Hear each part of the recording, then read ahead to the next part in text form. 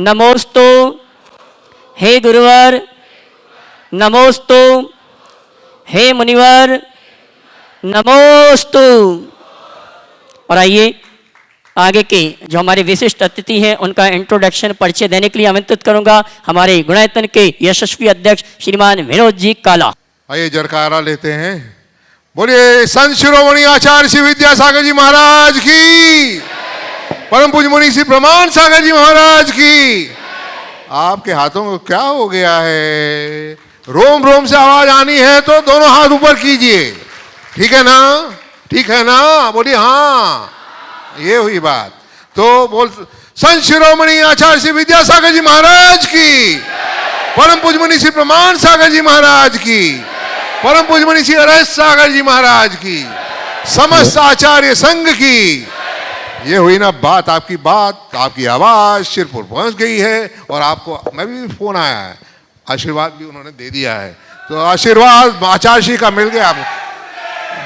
बोलिए जयकारा गुरुदेव का। वाह, बहुत बढ़िया आवाज है।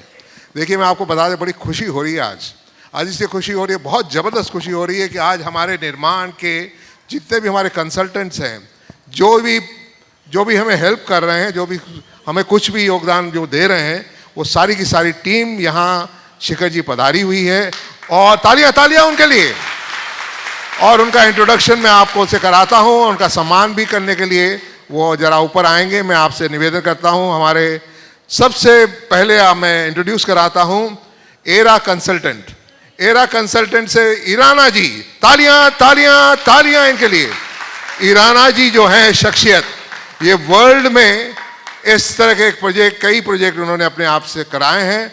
एक सुपर आर्किटेक्ट हैं और सुपर कंसल्टेंट हैं। इनके लिए जितनी तालियां दी जाए ये कम है। और ये गुणायतन का सारा थीम पार्क इनकी बदौलत बन रहा है और इनके लिए जितना भी कहा जाए कम है। और इनके सम्मान के लिए मैं आमंत्रित करूंगा हमारे यशस्वी अध्यक्ष गुणायतन विनोद जी काला और गुणायतन के मंदिर श्रीमान अशोक जी गिरिडीह, ये दोनों आएंगे हमारे सम्मानी।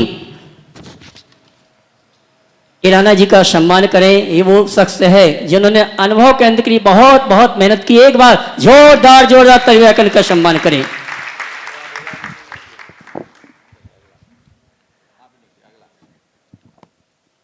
आप नाम लेते जाना, मैं बुलाता जाऊंगा।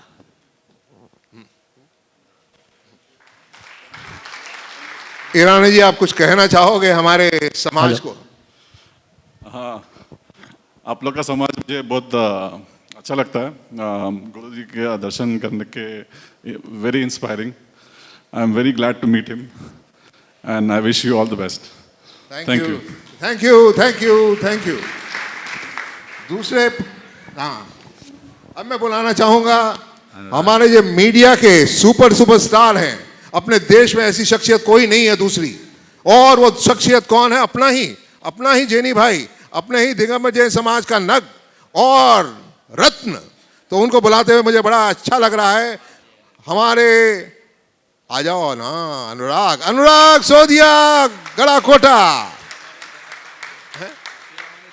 शिरोमणि संरक्षक हैं गुणायतन के। इनके जितनी जोर से तालियां बजाएं कम है।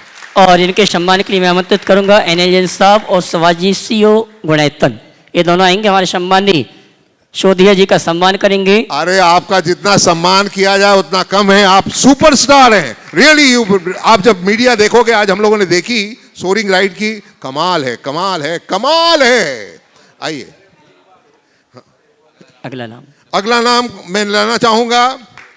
वो हमारे एमपी कंसल्टेंट हैं केतन जी शाह पधारो हैं। केतन जी शाह हैं, आइए सर आइए। और इनके सम्मान के लिए आमंत्रित करूंगा आशीष जैन देहरादून और सुनील जी देहरादून।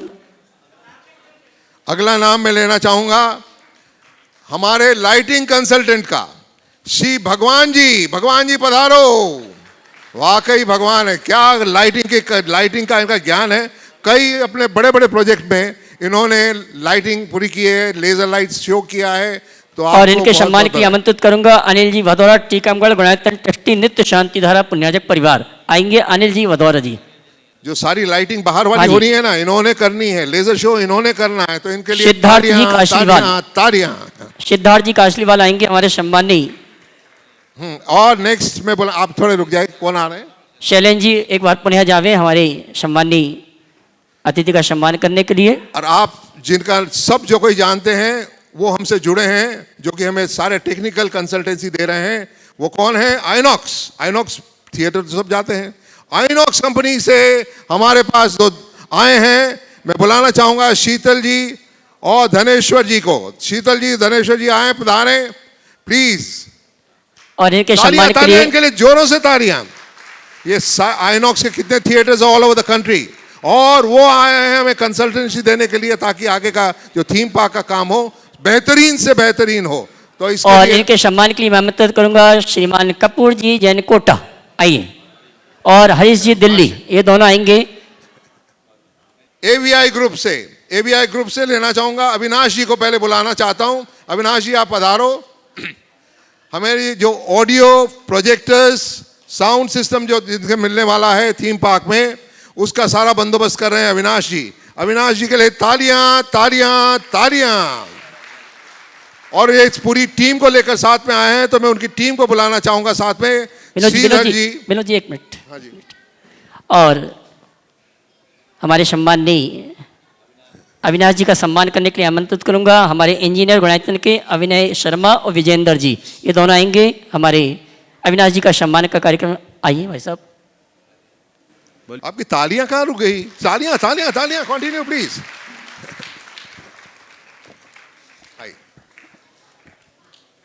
और इनकी टीम साथ में अभी आ जाए। एबीआई से पूरा टीम आई है आज, और वो टीम के मेंबर हैं श्रीधर जी, सचिन जी, तापस जी, विनोय जी, और सुधीर जी, और वर्तीवेल जी, और Keshav ji. My God, big team. आइए ऊपर आए, पधारे आप। हाँ जी, पूरी टीम, एबीआई की टीम पूरी ऊपर आ जाए please.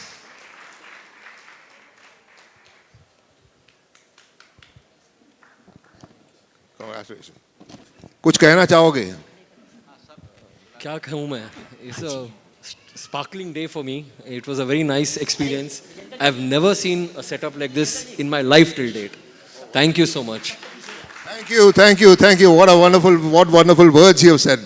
Thank you so much. और ABI टीम, एवीआई टीम का सम्मान करने के लिए मैं एक बार पुनः आमंत्रित करूंगा आशीष जैन देहरादून, इसी क्रम में एनएल जैन साहब, सुभाष जी, अशोक जी और विनोद जी यशस्वी अध्यक्ष गुणायतन।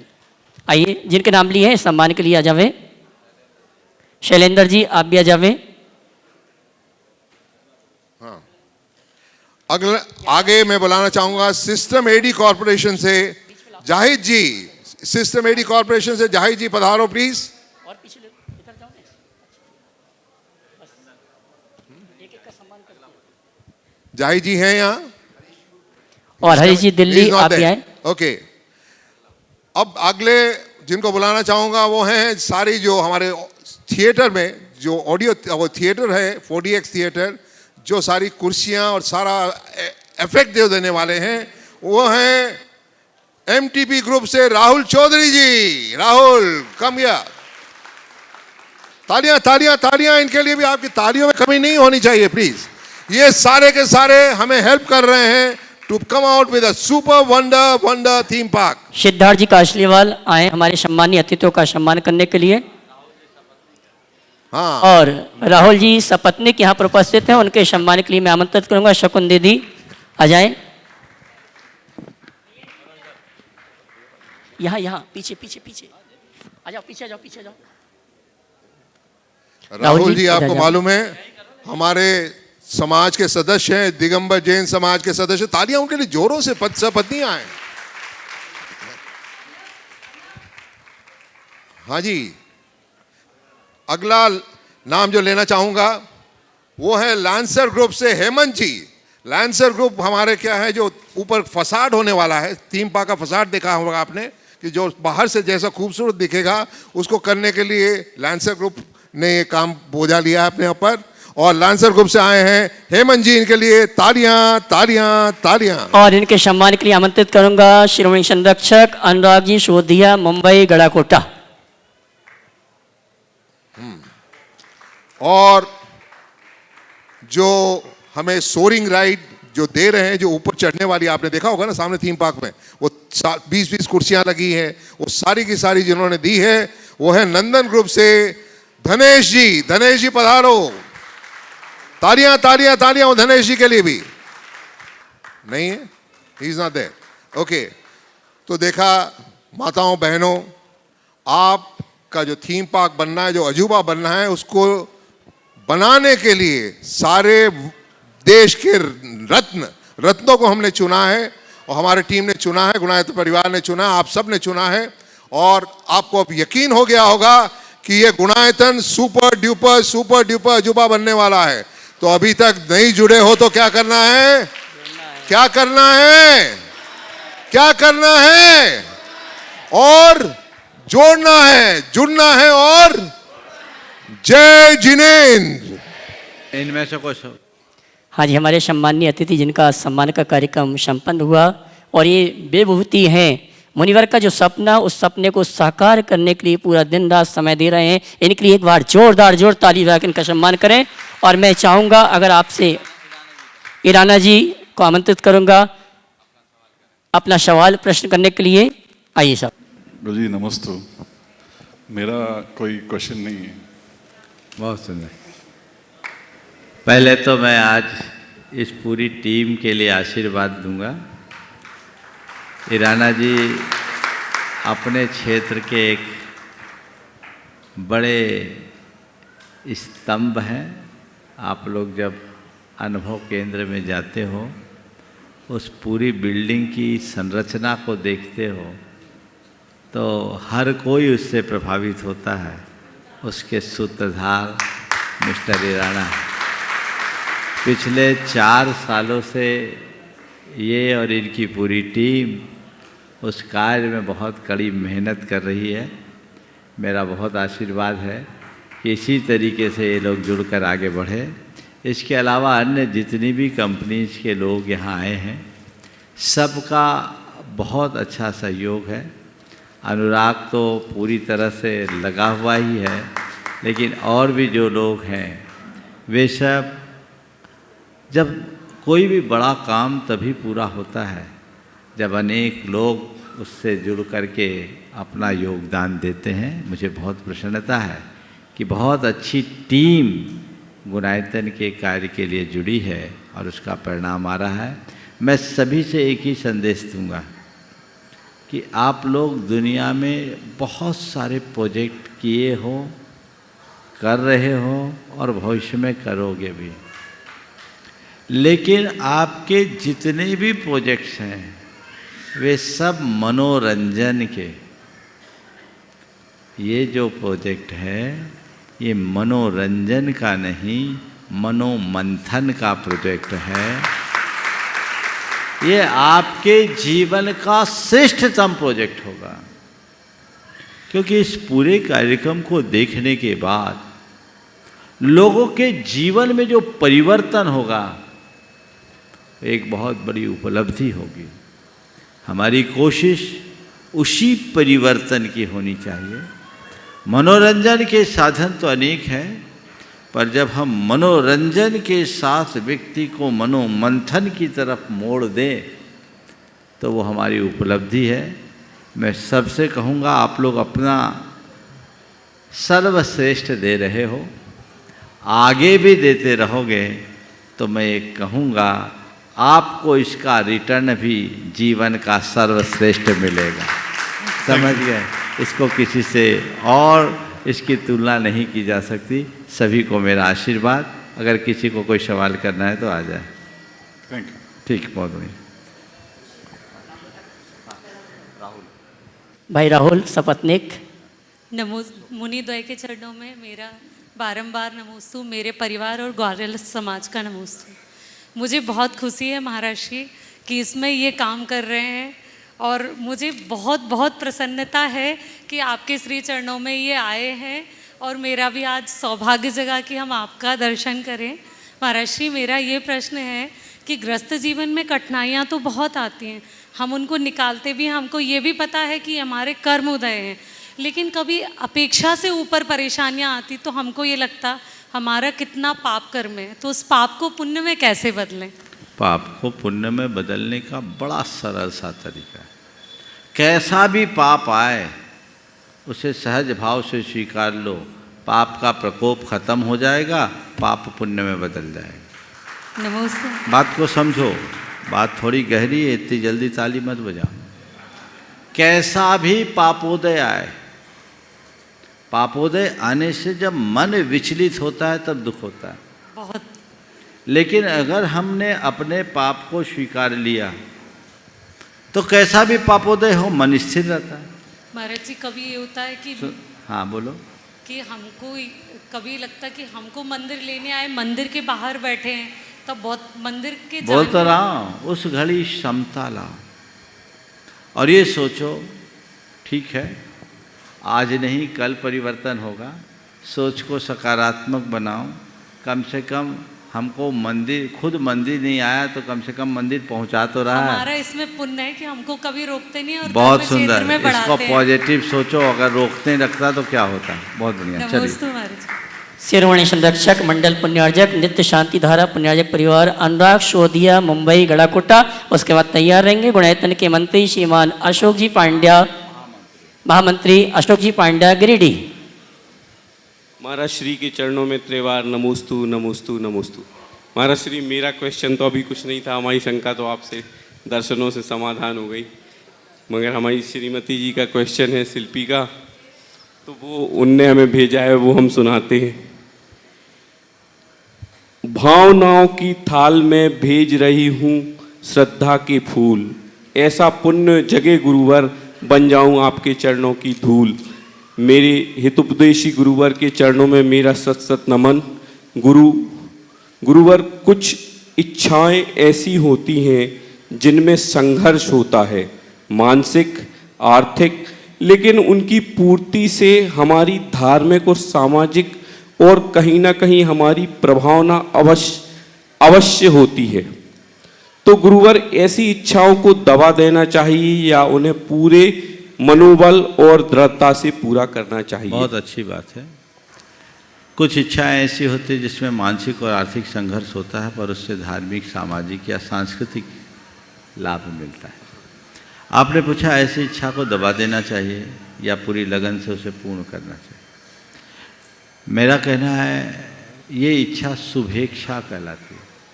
जिन इच्छाओं से धार्मिक, सामाजिक या सांस्कृतिक चेतना का विकास हो वह सद इच्छा है, शुभ इच्छा है। अशुभ इच्छाओं को प्रयत्नपूर्वक रोकना चाहिए और शुभ इच्छा को पूरी ताकत से पूरी करने की कोशिश करना चाहिए। ये बात सच है, बिना संघर्ष के जीवन का उत्थान नहीं होता। कोई साधक तप भी करता है तो किस बल पर करता है? अपने अंदर की प्रबल इच्छा के बल पर, अपनी इच्छा शक्ति के बल पर, और तब त्याग संयम के मार्ग में उसे लंबा संघर्ष भी करना पड़ता है, पर वह उसे सहर्ष स्वीकारता है क्योंकि उसे पता है कि इसी के बल पर मेरे जीवन का उत्थान होना है। तो रास्ता हमें कभी भी चुनना है। लक्ष्य अच्छा बनाइए, उसके लिए पुरुषार्थ जगाइए और जो इच्छा है उसे पूर्ण करने का प्रयत्न कीजिए। पर यदि इच्छाएं पूरी ना हो तो अधीर मत होइए। नमस्ते महाराज जी। महामंत्री गुणायतन अशोक जी पांड्या और गिरिडीह। एक मिनट अनुराग खड़े रहो। तेरे साथ तेरी धर्म पत्नी को भी आशीर्वाद दे देता हूँ। इसके कार्य में उनका बड़ा योगदान है क्योंकि ज़्यादातर इसी काम में लगा रहता है, पर उनका सहयोग है कि ये काम में लगा हुआ। हाँ, महामंत्री गुणायतन अशोक जी पांड्या गिरिडीह, उसके बाद तैयार रहेंगे आशीष जी देहरादून। गुरुवर के चरणों में सत सत नमन। आज की शंका समाधान धर्म सभा में उपस्थित सभी को मेरी सादर जय जिनेंद्र गुणायतन और श्री सेवायतन की तरफ से। यूँ तो मेरा कोई प्रश्न नहीं है गुरुदेव, फिर भी अभी पिछले दिनों में व्हाट्सएप में मैंने एक मैसेज पढ़ा। यूँ तो जैन धर्म के अंदर मोक्ष मार्ग आपके मुख से हमेशा सुना है कि रत्नत्रय का व्रत धारण करो और मोक्ष मार्ग के अंदर वो तुम्हारा मार्ग प्रशस्त करेगा। जैन धर्म में सिद्धांत बिल्कुल सीधा है, कोई टेढ़ा मेढ़ा रास्ता नहीं है, उस मार्ग पे चलते चलो और मोक्ष की प्राप्ति हो जाती है।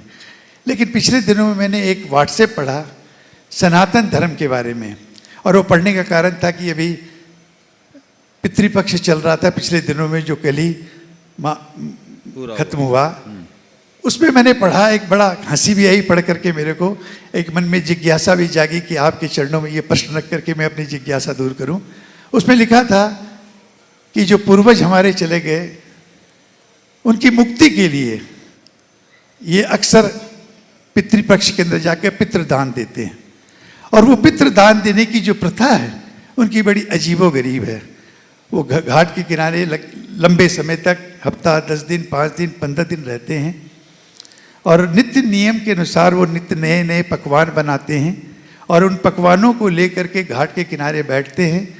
और अजीब उसके अंदर एक जो चर्चा थी कि वो पकवान रख करके वो एक काले कौवे का इंतजार करते हैं, और कहते हैं कि काला कौवा आकर के वो स्वादिष्ट भोजन अगर ले ले तो उस जीव जो पता नहीं किस भाव में गया, क्या गति रही, क्या उसकी वर्तमान में स्थिति कोई नहीं जानता, लेकिन वो सोचते हैं कि अगर वो काला कौवा अगर वो प्रसाद लेकर के उड़ जाता है तो उस आत्मा की मुक्ति हो जाती है। तो ये समझ में नहीं आया मेरे कि ऐसे बहुत क्या बहुत अच्छा सवाल है आपका। देखिए, हर धर्म है, हर परंपरा है, सबकी अपनी मान्यता है। मैं किसी की मान्यता के ऊपर कोई टिप्पणी नहीं करूँगा, पर जैन धर्म के इस संदर्भ में जो जैन धर्म का दृष्टिकोण है वो जरूर रखना चाहूँगा। जैन धर्म के अनुसार किसी की जब मृत्यु होती है तो आयु कर्म के क्षय से होती है। जब तक हमारे आयु कर्म का एक भी अंश बाकी है हमारी मृत्यु नहीं होती, और जैसे ही हमारी मृत्यु होती है हम नया जन्म तत्क्षण ग्रहण कर लेते हैं। हमारे यहाँ ऐसी कोई अवधारणा नहीं है कि हम प्रेत योनि में भटके अशरीरी बनकर इधर जन्मे, इधर मरे, इधर जन्मे।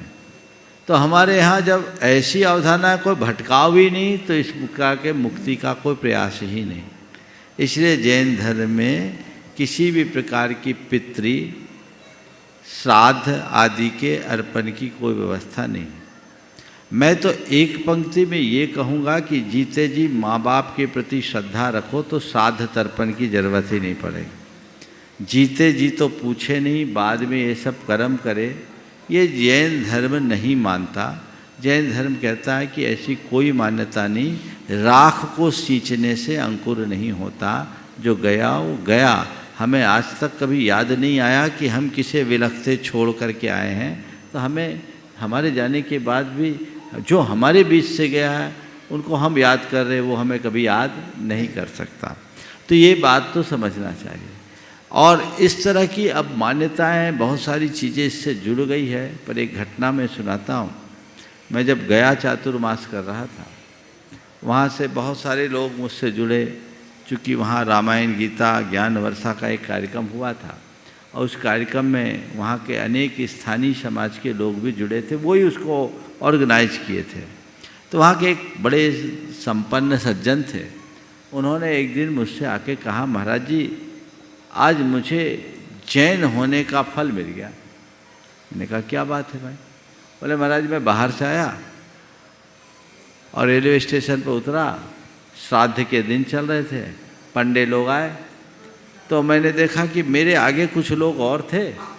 उनने बोला हम जैन हैं, तो पंडे एक तरफ चले गए। महाराज जी मैंने भी उनको देखा तो मैंने भी कह दिया मैं जैन हूँ, तो मुझे भी छोड़ दिए। बोले महाराज हमारे 51,000 बच गए, नहीं तो लगते पूरे।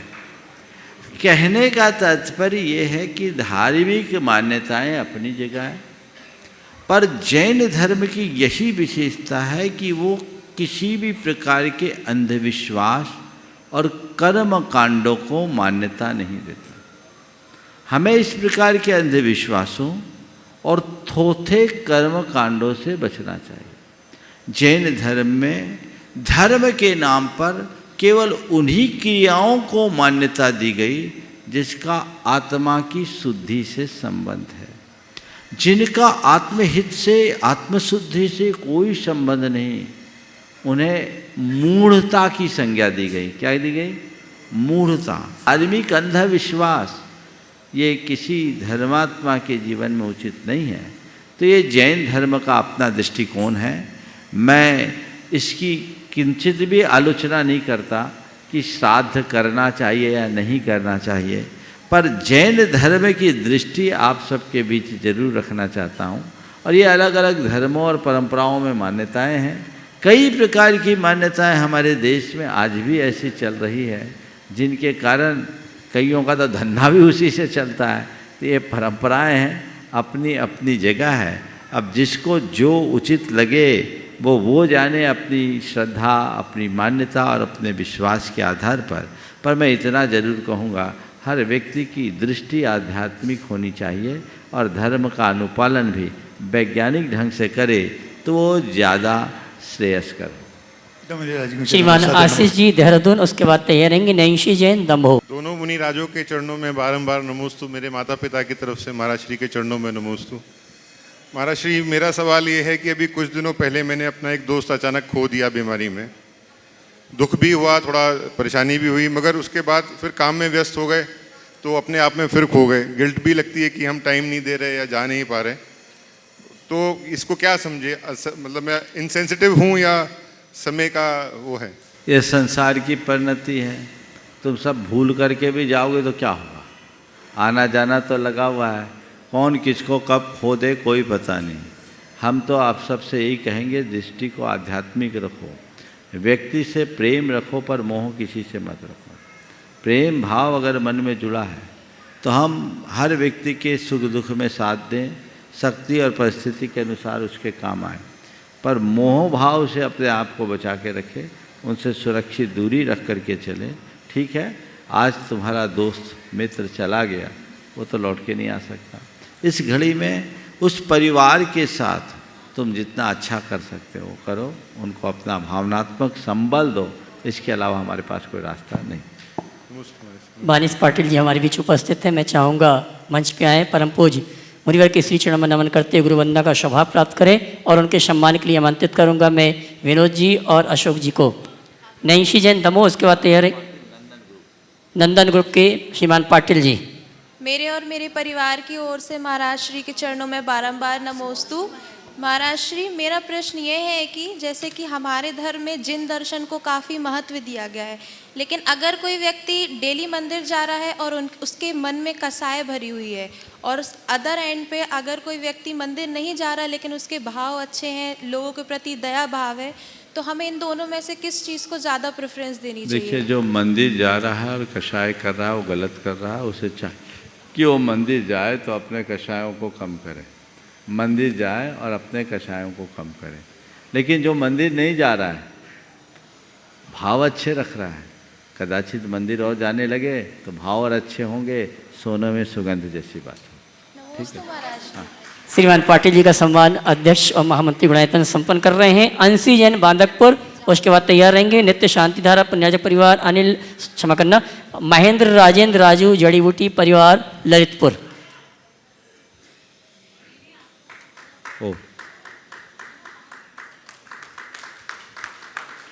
अंशी जैन वांदकपुर, उसके बाद तैयार रहेंगे महेंद्र राजेंद्र राजू जड़ी बूटी परिवार। नमोस्तु महाराज जी, मेरे और मेरे परिवार की तरफ से आपके चरणों में बारंबार नमोस्तु नमोस्तु नमोस्तु। महाराज जी, हमारी जिज्ञासा या शंका, मेरी शंका यह है महाराज जी कि यदि हम जैसे हम उम्र के बच्चे यदि इस उम्र में कुछ त्याग करते हैं, जैसे रात्रि भोजन त्याग या बाहर की चीज़ें नहीं खाना, तो कभी कभी हमें ये कमेंट सुनने के लिए मिलते, अरे आपने त्याग क्यों किया, ये तो उम्र है खाने की। तो महाराज जी, मेरी जिज्ञासा यही है कि खाने पीने की क्या उम्र होती है या त्याग करने के योग कोई उम्र होती है? जो लोग ऐसा कहते हैं ना, ये अभी उम्र खाने की है, अक्सर ऐसा कहते हैं अभी उम्र नहीं है, और जब बड़े हो जाते हैं तो कहते हैं अब हमारी उम्र कहाँ बची। समझ गए? तो जो लोग ऐसा कहे तो उनके कमेंट को आप बड़ी विनम्रता से यह कह कर के अस्वीकार कर दो कि भाई साहब, आप मुझे इतना भर बता दो कि मेरी उम्र कितनी है तो आपकी बात मान लो। आप इतना भर बता दो कि मेरी उम्र कितनी है, हम आपकी बात मान लें। किसने जाना किसकी कितनी उम्र है? धर्म के क्षेत्र में उम्र नहीं देखा जाता, उमंग देखी जाती है। जब जागे तभी सोए। ओम। चंद्र प्रकाश जी जैन छतरपुर मध्य प्रदेश। उसके बाद तैयार रहेंगे नेहा राजुल चौधरी ग्वालियर। चंद्र प्रकाश जैन मध्य प्रदेश छतरपुर। गुरुबल के चरण में त्रैबार नमोस्तु। मुनि श्री वीर सागर महाराज जी के तरफ से त्रैबार नमोस्तु। महाराज श्री, मेरी शंका है कि आज की युवा पीढ़ी और बुजुर्गों की सोच मिलती नहीं है, तो ऐसा क्यों? इसमें डिफरेंस क्यों आता है? कृपया मार्गदर्शन करें। दो पीढ़ी है तो सोच भी दो होगी, उसमें क्या बात है? सोच नहीं मिलती इसकी चिंता नहीं, सोच में टकराव नहीं होना चाहिए, समझ गए? तब जीवन में ठहराव होगा। आगे नमोस्तु। कमलेश जैन सागर। उसके बाद तैयार रहेंगे प्रकल्प जैन शावला की ओर से तथा बालक कॉम्प्लेक्स सागर जैन समाज की ओर से बारंबार कोटि कोटि नमोस्तु नमोस्तु नमोस्तु। मुनिवर, मेरी शंका यह है कि पहले लोग राजनीति और राजभोग के बाद अध्यात्म को अंगीकार कर वैराग्य की ओर जाते थे, किंतु वर्तमान में धार्मिक संस्थानों में लोग वाग पद लेके धर्म और धार्मिक संस्थाओं का हित न सोच के अपनी राजनीति को आगे बढ़ाते हैं। ये कहाँ तक उचित है? बस इतना ही अंतर है कि पहले लोग अपना कर्तव्य करते थे, अब लोगों में कर्तापन का भाव आ गया। पहले लोग धार्मिक संस्थानों को श्रद्धा का आयतन मानकर स्वीकारते थे, अब सत्ता का अधिष्ठान मान करके स्वीकारते हैं। अंतर यही हो गया कि पहले उन्हें ज़बरदस्ती बिठाया जाता था, अब उठाना पड़ता है। ये बदलाव लोगों की मानसिकता का। तो हमारी मानसिकता सदैव अच्छी होनी चाहिए, जिससे हम इन चीज़ों से अपने आप को स्थायी रूप से बचा सकें। महराज जी को मेरा नमोस्तु। महराज जी, हमारे गौरझामर नगर में आरिका माँ 195 मती माता जी के संघ का चातुर्मास हुआ है, उनका भी नमोस्तु और समस्त गौरझामर वासियों का नमोस्तु। महराज जी, कल जो आपने वो मूवी दिखाई थी उसके द्वारा हमारे मन में एक जिज्ञासा हुई है कि महराज जी, गुणों का आयतन ही गुणायतन है, तो मनुष्य ऐसा क्या करे कि वह गुणायतन बन जाए? बहुत अच्छा सवाल। मनुष्य ऐसा क्या करे कि वह गुणायतन बन जाए? अपने आप को पहचाने, जाने और अपने जीवन के गुणात्मक परिवर्तन का लक्ष्य रखें। जब मनुष्य सत्कर्म से जुड़ता है, धर्म के मार्ग में लगता है, तभी वह अपने जीवन का उत्कर्ष कर सकता है। तो गुणायतन बनने के लिए अपना गुणात्मक विकास जरूरी है। नमोस्तु महराज जी। सुरेश जैन इंदौर। उसके बाद तैयार रहेंगे साहिल जैन, मानसी जैन, गौरझामर। महाराज जी, मेरा और मेरे परिवार की तरफ से नमोस्तु नमोस्तु नमोस्तु।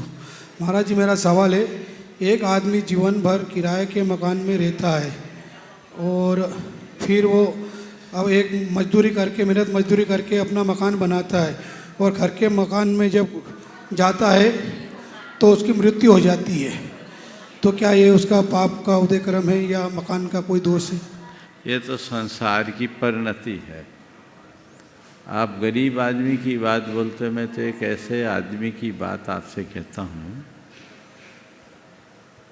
एक आदमी ने अपना मकान बनाया और घर के दरवाजे पे लिखा था, आगाह अपनी मौत से कोई बसर नहीं, ओ सामान 100 वर्ष का पल की खबर नहीं। जब उनके मित्र ने देखा कि घर के दरवाजे में तो मंगल वाक्य लिखे जाते हैं, ये वैराग्यप्रद संदेश कैसे लिख गया? पूछा क्या बात है? बोले क्या बताऊं, मेरे पिताजी ने रात दिन एक करके छत्ता लेके धूप में खड़े होकर के इस मकान को बनाया। ये 1975 की बात है।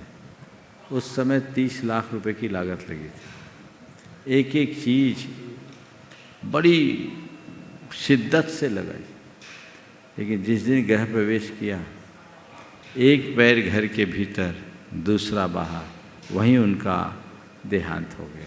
अंदर प्रवेश नहीं कर पाए। उन्होंने कहा, लोगों ने मुझसे कहा कि ये मकान तुम्हारे लिए अशुभ है, तुम मत जाओ।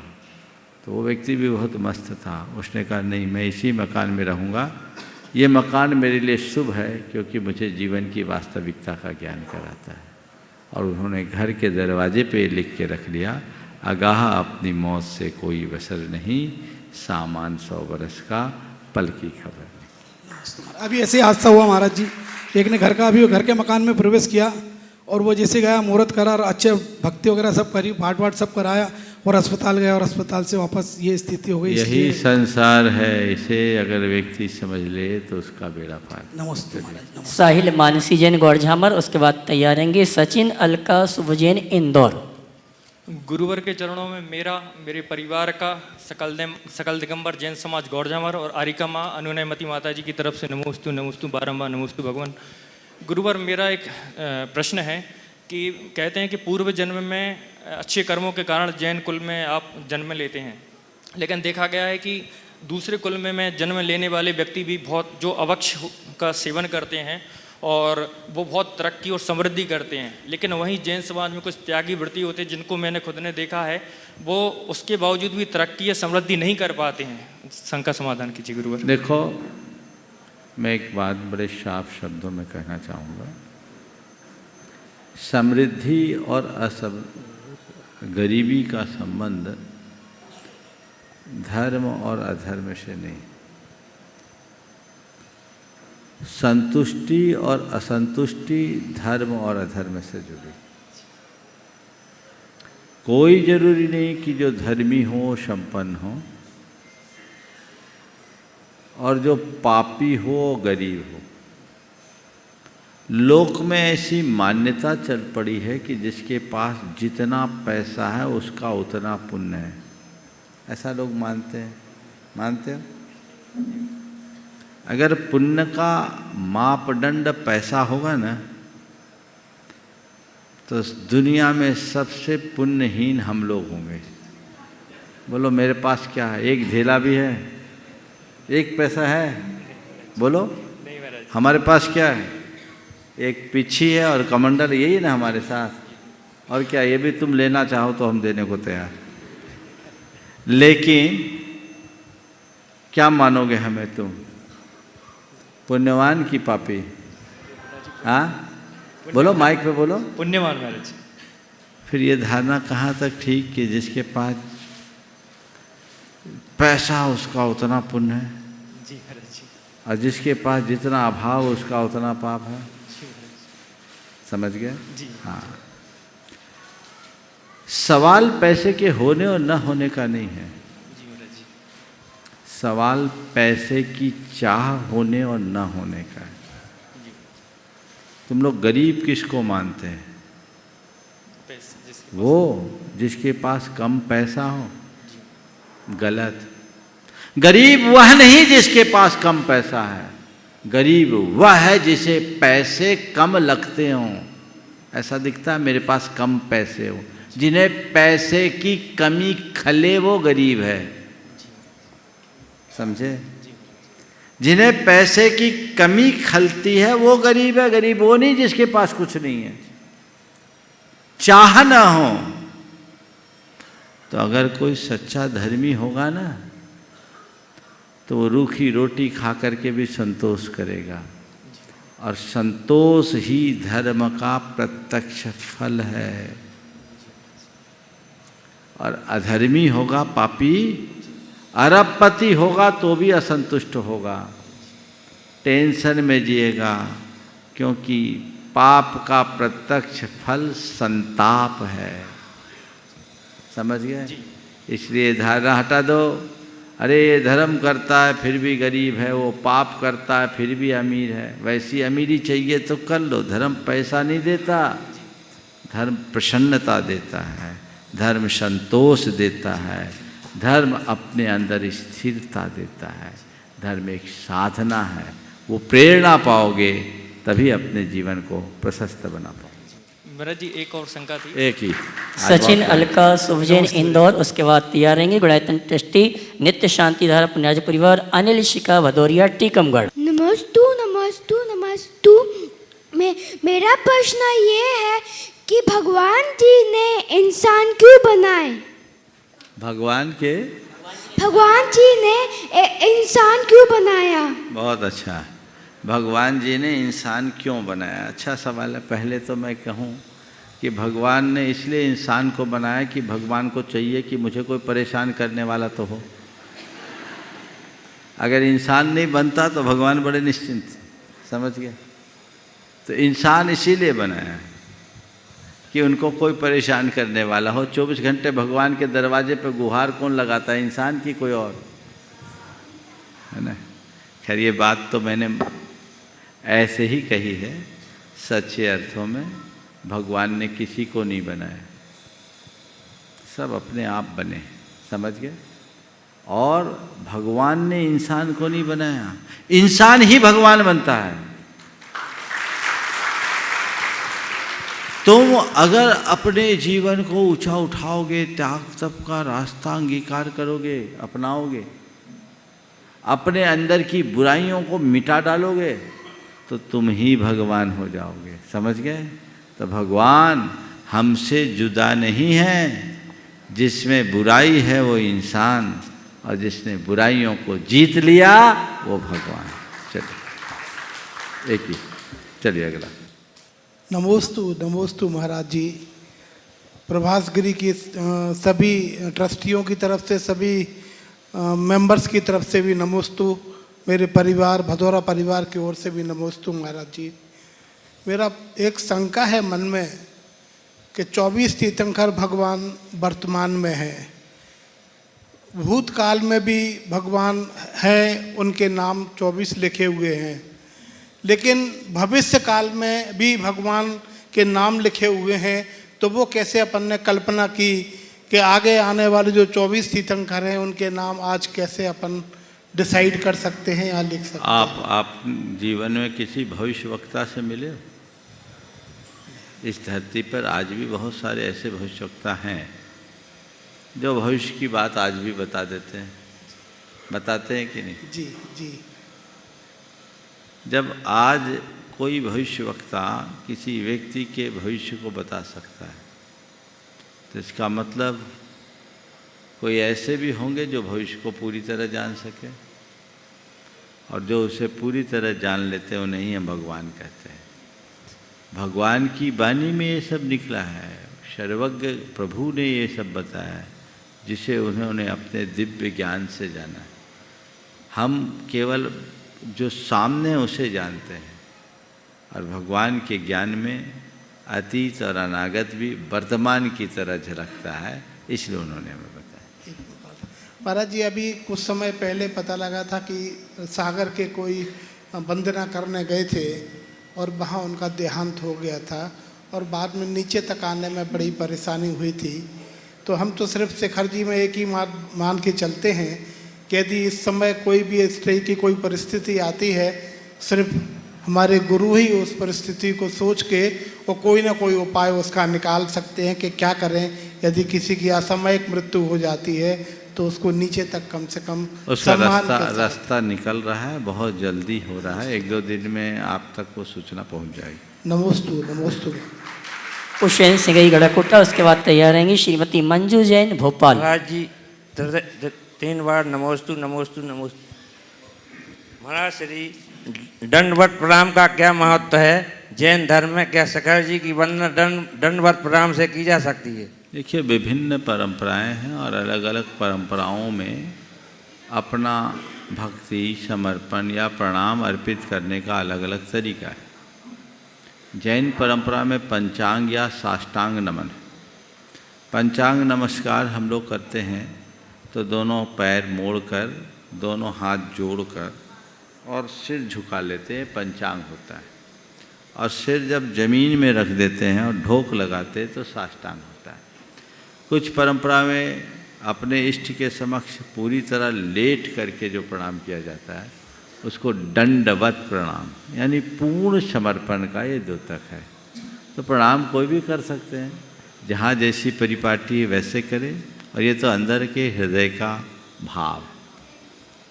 श्रीमती मंजू जैन भोपाल, उसके बाद तैयार रहेंगे हिमांशी अमन शोधिया। चलते फिरते अरहंत के लघुनंदन गुरुवर द्वय के चरणों में मेरा और मेरे परिवार से कोटिसा नमोस्तु नमोस्तु नमोस्तु। महाराज श्री, वर्तमान में हम सभी भौतिक कौतूहल से गुजर रहे हैं। वर्तमान में हम सभी संपूर्ण मानव समाज एक भौतिक कोलाहल में फंसे हुए हैं और उसके कारण हमारे बीच में जो परस्पर संवाद है वो प्राय बहुत ज़्यादा लुप्त हो रहा है, संवादहीनता आ रही है। इसके लिए लेखन और काव्य की क्या भूमिका है, उसके लिए मैं 2 पंक्तियों के माध्यम से आपसे शंका का समाधान चाहती हूँ। मन अधीर हृदय स्पंदित करता है जब कुछ गणित, तो बहती है विचारों की सरिता, जिसे दुनिया वाले नाम देते हैं कविता। कविता क्या है? कवि की कल्पना है या हृदय का उद्गार है या यथार्थ पर कल्पना का और कल्पना पर यथार्थ का अंबार है। नमोस्तु महाराज। कविता क्या है? मन की कल्पना या हृदय का उद्गार है? यथार्थ की कल्पना या कल्पना पर यथार्थ का? यथार्थ पे कल्पना है या कल्पना पे यथार्थ है? हाँ, देखिए, कविता क्या है? मैं एक वाक्य में अगर कहूँ तो सीधे सीधे कह सकता हूँ, जो हमारे विचारों को स्पंदित या आंदोलित करे वही कविता है। और काव्य की विधा से हम एक बहुत बड़ी वैचारिक क्रांति प्रकट कर सकते हैं। यदि मनुष्य उस दिशा में आगे बढ़े तो ये सब कुछ घटित हो सकता है। लेकिन ये जब से डिजिटल दौर विकसित हुआ है, हमारी परंपरागत विधाएं लुप्त होते जा रही। अब तो इस तरह की बातें सुनने और करने वाले लोगों का भी अभाव होता जा रहा है। सब लोग अपने अपने गजश तक सीमित होते जा रहे हैं, इसलिए परिणतियाँ बिगड़ रही है। हमें इधर सजग रहने की आवश्यकता है। नमोस्तु महाराज। हिमांशी अमन शोधिया, उसके बाद तैयारेंगी नैन्सी जैन दमोह। ऋषि, मेरा और मेरे समस्त परिवार का बारंबार नमोस्तु नमोस्तु नमोस्तु। महर्षि जी, मेरा क्वेश्चन है कि हम लोग वैवाहिक जीवन की शुरुआत में ऐसा कौन सा धर्म करें कि हम लोग की वैवाहिक जीवन के आगे आगे धर्म में रुचि बढ़ती जाए? देखो, हमारे यहाँ तो विवाह का नाम ही धर्म विवाह है। विवाह करने के बाद सबसे पहला काम, तुम अपनी पत्नी धर्म का दृढ़ता से पालन करो, और तुम्हारे पति का काम है कि वो अपने पति धर्म का दृढ़ता से पालन करे। पहला धर्म तो ये। अब पत्नी धर्म और पति धर्म का जब पालन करोगे तो बाकी धर्म अपने आप पलेंगे। आजकल उल्टा होने लगा है, पत्नी अपने पत्नी धर्म से विमुख हो रही है और पति अपने पति धर्म से विमुख हो रहा है। पहले लोग एक दूसरे के पूरक और प्रेरक बनकर प्रेम भाव से जीते थे, अब एक दूसरे के पूरक प्रेरक नहीं, हम किसी से कम नहीं है कि भावना आने लगी, बीच में अहम आ जाता है। ये दीवार तोड़ो, अपने आचार विचार और व्यवहार को उसी अनुरूप बना करके चलो, जिससे अपने जीवन के पक्ष को सुंदर बनाया जा सके और उसे विकसित किया जा सके। इस प्रकार आज के इस सत्र को परम पूज्य गुरुदेव के चरणों में नमन अर्पित करते हुए यहीं पर विराम दे रहा हूँ। बोलिए परम पूज्य आचार्य गुरुवर श्री विद्यासागर जी महाराज की